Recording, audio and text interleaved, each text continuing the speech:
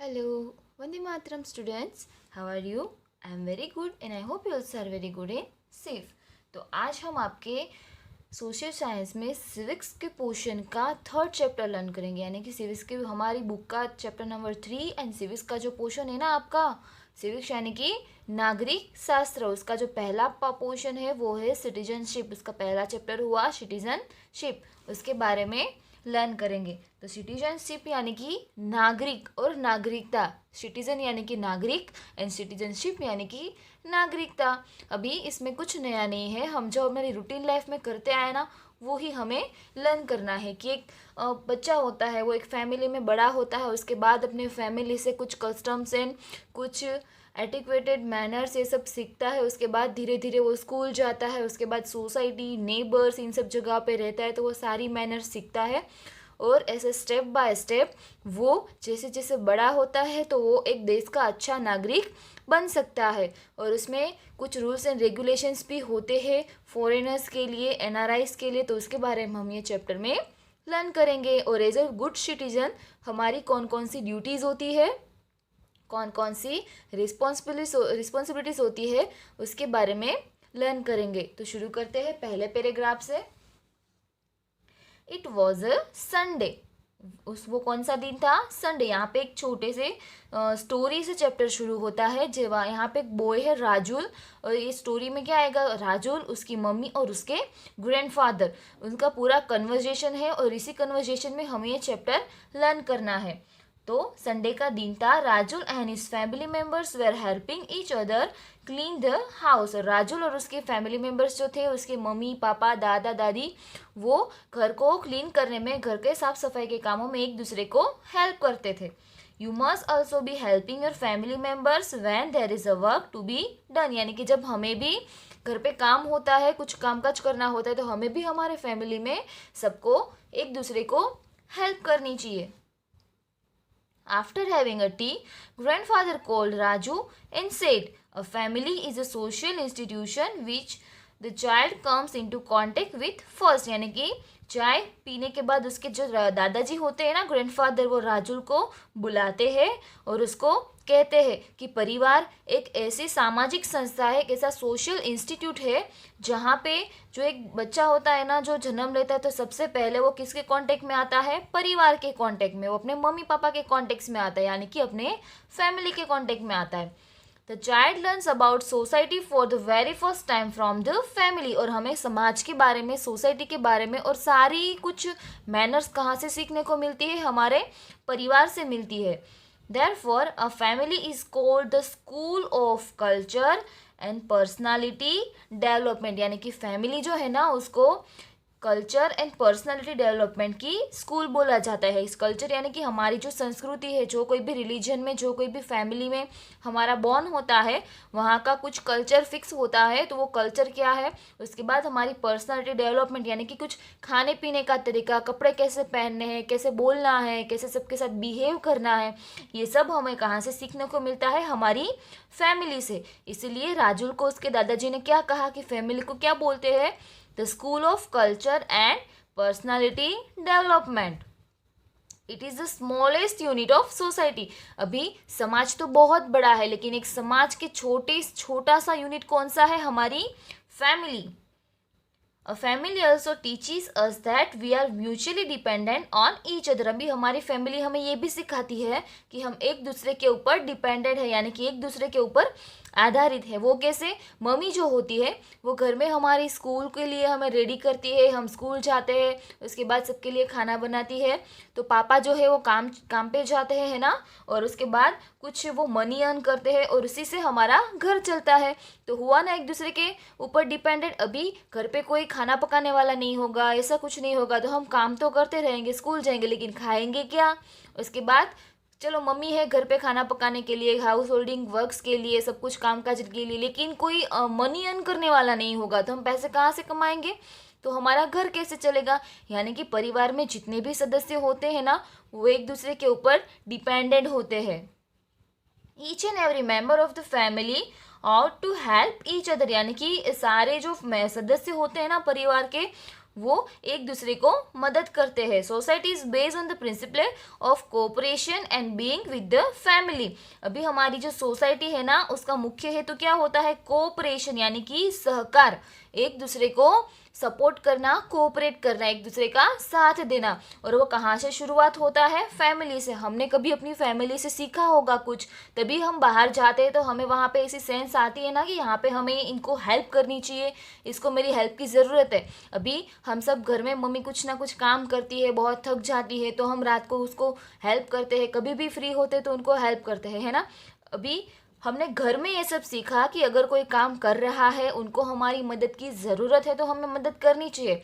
घर से सीखा होगा तो ही हम बाहर जाके ये चीज़ फॉलो कर सकेंगे ना। अभी हमने घर से ही नहीं सीखा होगा तो हम बाहर क्या करेंगे? तो सोसाइटी कौन से सिद्धांत पे चलती है? साथ देना, एक दूसरे को सहयोग देना, एक दूसरे को मदद करना, हेल्प करना। और उसकी शुरुआत कहाँ से होती है? फैमिली से। आगे देखते हैं। There is always a mutual impact made by the ideas and attitudes of family members. अभी हमारे परिवार के जितने सदस्य होते हैं, हमारे बड़े भाई बहन, मम्मी पापा, दादा दादी, उनके कुछ विचारों का, उनके बिहेवियर का, उनके एटीट्यूड्स का, उनके कुछ सिद्धांतों का, उनके आइडियाज़ का परिवार के ऊपर असर होता ही है और परिवार में दिखता ही है। अभी हमारे बड़े भाई होते हैं तो हम क्या करते हैं कि उनको सारी चीज़ें मिलती है और हमें कुछ नहीं मिलता है, तो हम उनको फॉलो करते हैं ना कि तो उनको सारी परमिशंस मिलती है, उनको सारी डिमांड पूरी होती है, तो हमारी क्यों नहीं होती? मतलब उनकी इफेक्ट हमारे ऊपर हुई। इसी तरह से उनके कुछ थिंकिंग्स होते हैं कि उनकी कुछ रूल्स एंड रेगुलेशन होते हैं जो फॉलो करते हैं कि वो सुबह इतने बजे उठते हैं, उसके बाद वो स्कूल जाने में रेगुलर होते हैं, उसके बाद वो पढ़ाई में रेगुलर होते हैं। तो हमें भी अंदर से ऐसी विश होती है ना कि हम भी अपने भैया को, अपने बड़े भाई बहन को फॉलो करें।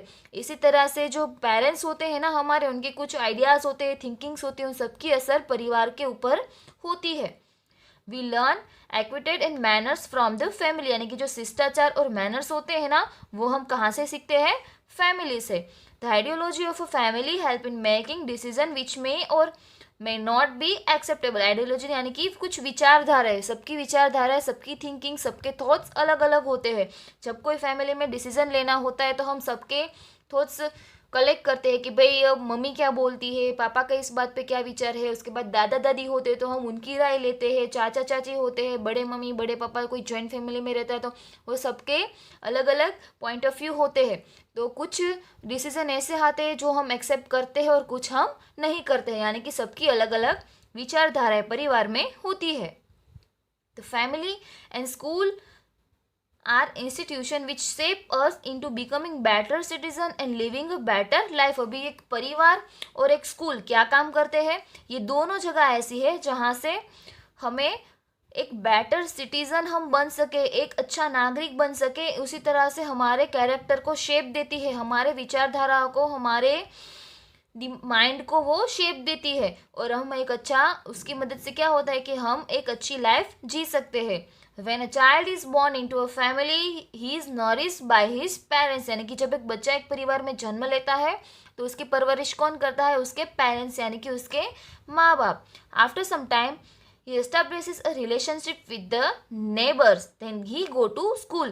और जैसे जैसे बच्चा बड़ा होता है उसके बाद वो कहाँ किसको पहचानने लगता है? नेबर्स को। धीरे धीरे वो रिलेशन किसके साथ बढ़ाने लगता है? नेबर्स के साथ। जब वो घर पे रहता है उसके बाद धीरे धीरे वो स्कूल जाना शुरू करता है। मतलब स्टेप बाय स्टेप जैसे जैसे बच्चा बड़ा होता है ना, वैसे वैसे उसके लाइफ में रिलेशंस बढ़ने लगते हैं। और सारे रिलेशंस के साथ उनके साथ कैसे बिहेव करना, रिलेशन कैसे मैनेज करना, ये सारी सेंसेस उसके अंदर ग्रो होती है।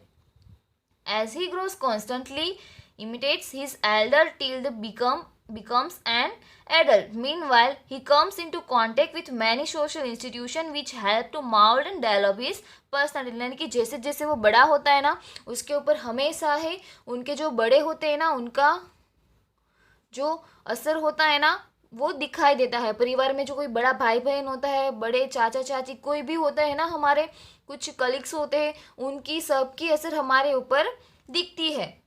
और जो सोशल इंस्टीट्यूट्स, यानी कि कुछ धीरे धीरे वो कुछ सोशल इंस्टीट्यूट्स के ट्यूशन्स के बीच में आता है, यानी कि जैसे जैसे हम बड़े होते हैं स्कूल ट्यूशन जाने लगते हैं, उसके बाद हमारा कुछ फ्रेंड सर्कल बनता है।